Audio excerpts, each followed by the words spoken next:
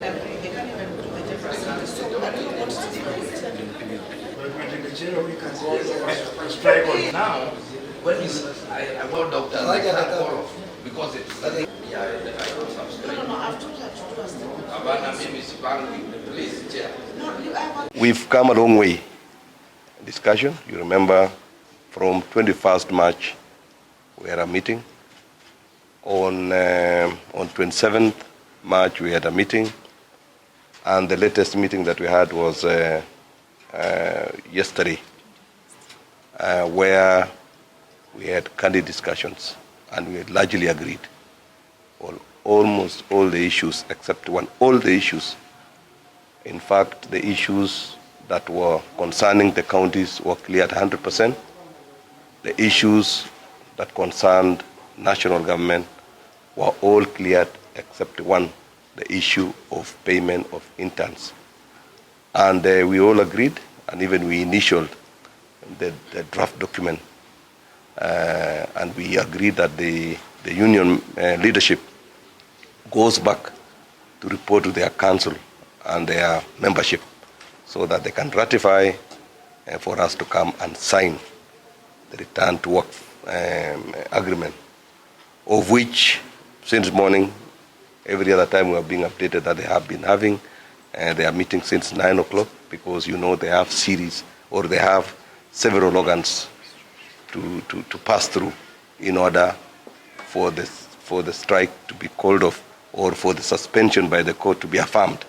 And therefore, they are still in the meeting, and we have decided that since it is becoming night, we need to give them some more time for them to conclude the discussion with their membership, so that tomorrow, once they are ready, we come here, convene here, sit down, and initial or sign the return to work formula as agreed yesterday.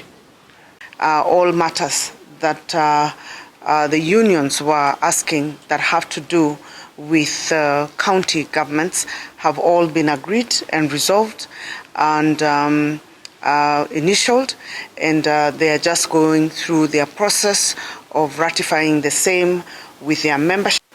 And once they are done, we were expecting that they will be done by 2. Unfortunately, the meeting seems to be taking long.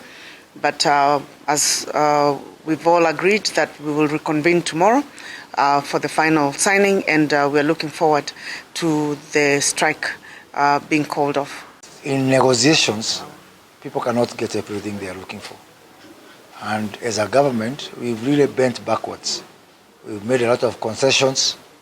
Out of 18 issues, we have got one issue. Surely, under whatever examination, that's an A, if not an A+. It's an A+. It's 96%. We have really overachieved. And I'm really hopeful that tomorrow the union will do the rightful thing, not for the interest of ourselves as government or doctors, but for the interest of all Kenyans. And I want to say that there are fears by the union that there have been so many attempts to do this, return to work, and then leave them or leave the process there. The court ruling was very clear that we have to deal with perennial issues. And therefore, part of what we have agreed is how we will be engaged from the highest level. Head of Public Service, Council of Governors, the Ministry of Health, Ministry of Labor, my ministry, that we will remain engaged. And I want to send that message to the union, that we are not doing this as a temporal issue. We are not doing this as a temporal. So we need good faith, because we will remain engaged until we get to the bottom of this matter and we solve the perennial issues. We are almost at the tail end of this process, so we are waiting for the affirmation. But I want also to confirm that last week, Wednesday, I did appear before the Senate and the National Assembly, and the question of Linda Mama came up, the claims that have been outstanding. I would like to confirm that on Friday, the Ministry of Health did receive 4.3 billion from National Treasury, and starting today, we have started paying of claims that have already been reconciled and verified. So from today, facilities that had provided services, including Linda Mama, should start receiving their claims from NHIF.